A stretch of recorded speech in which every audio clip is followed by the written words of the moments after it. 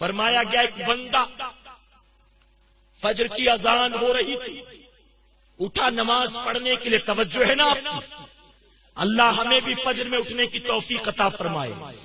اذان کی آواز کانوں سے ٹکرائی، اٹھا بستر سے، چادر کو ہٹایا، بستر سے اٹھا، جا کر اس نے وضو کیا، اس کے بعد کپڑے تبدیل کیے، چینج کیا اور مسجد کی طرف چلا.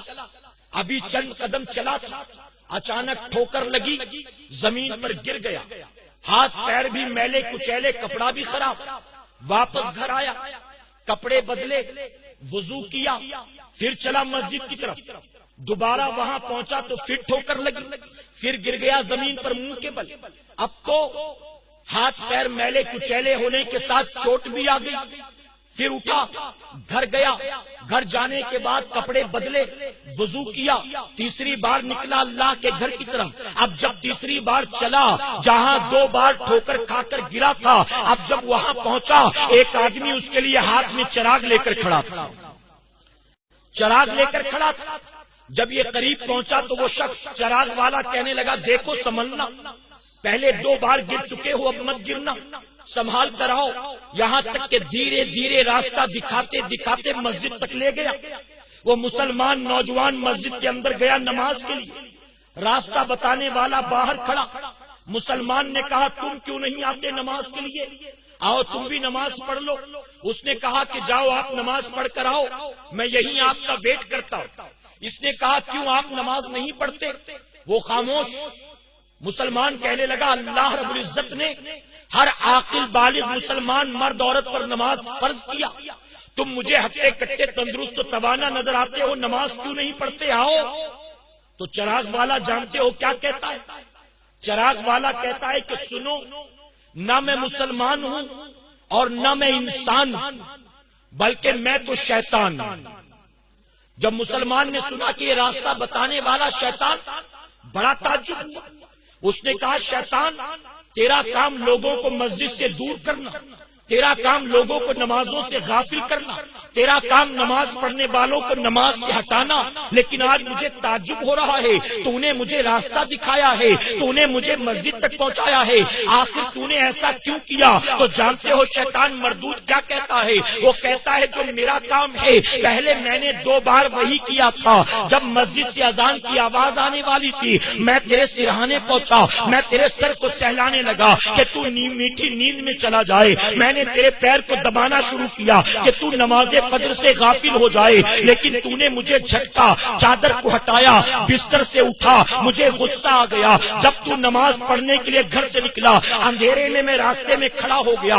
جب تو قریب آیا، میں نے پیر پھیلا دیا، ٹھوکر لگا کر تجھے گرا دیا. ٹھوکر لگی، تو نیچے گرا. گھر گیا، گھر جانے کے بعد وضو کر کے کپڑے بدل کے تو چلا. دوبارہ مجھے اور غصہ آیا، میں نے پھر تجھے ٹھوکر لگایا. تو زیادہ زور سے زمین پر گرا، لیکن دوسری بار بھی تو ہمت نہیں ہارا. گیا تو پھر تیار ہو کر نکلا. پھر میں نے تجھے راستہ کیوں بتایا جانتا ہے؟ تیسری بار میں نے تجھے کیوں نہیں گرایا جانتا ہے؟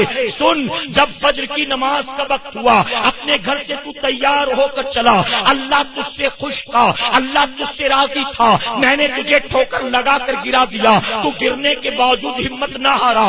گھر گیا، تیار ہو کر چلا. اس پر اللہ ایسا خوش ہوا، ایسا خوش ہوا کہ تیرے اس عمل کی بنیاد اللہ نے تیری مغفرت فرما دی ہے. اب جب تیری مغفرت ہو گئی، میرا غصہ میرا پارا چڑھ گیا، مجھے اور غصہ آ گیا. میں تو نماز سے روکنے آیا تھا، یہاں تو تیری نجات ہو گئی، اس لیے میں نے تجھے دوبارہ زور سے گرایا. جب دوبارہ گرنے کے بعد تو تیار ہو کر نکلا. اللہ کو تیرا یہ عمل اتنا پسند آیا، اتنا پسند آیا، اللہ نے فوراً تیرے ماں باپ کی مغفرت فرما دی ہے. اب میں گھبرا گیا کہ پہلی بار گرا تو تیری نجات ہو گئی، دوسری بار گرا تو تیرے ماں باپ کی نجات ہو گئی. اب فائدہ تجھے گرانے میں نہیں ہے، بلکہ تجھے مسجد میں پہنچانے میں ہے. تو مسجد میں جا کر نماز پڑھ لیتا، یہی اچھا تھا. میں نے روک کر تیرے لیے خامخواہ میں اپنی پریشانی کا سامان کیا. اب تیسری بار جب تو آیا تو میں نے چراغ اس لیے دکھایا. اب میں تو نہیں گرانے والا تھا، لیکن مجھے یہ ڈر تھا کہیں تو خود بخود ٹھوکر کھا کے نہ گر جائے.